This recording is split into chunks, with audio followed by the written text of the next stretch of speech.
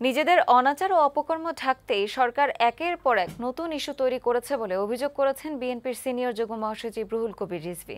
বৃহস্পতিবার নয়াপল্টনে দলের কেন্দ্রীয় কার্যালয়ে জাতীয়তাবাদী ছাত্র দলের এক প্রেস ব্রিফিংয়ে অংশ নিয়ে তিনি এই অভিযোগ করেন। রিজভী বলেন, অর্থনৈতিক দুরবস্থা থেকে বাঁচতে বিভিন্ন দেশে ঘুরলেও খালি হাতে ফিরছেন সরকার প্রধান। আদালতকে ব্যবহার করে কোটা বিরোধী আন্দোলন দমানোর চেষ্টা চলছে বলেও দাবি করেন তিনি।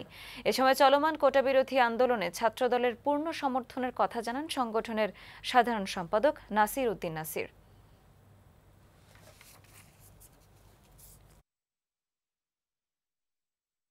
রাষ্ট্রীয় অপকর্ম ঢাকার জন্য একের পর এক অত্যন্ত সুকৌশলে তিনি একটার পর একটা ইস্যু তৈরি করছেন এবং মানুষ যেন ওই ইস্যুর দিকে ধাবিত হয়, ওই দিকে তার যেন চোখটা পড়ে।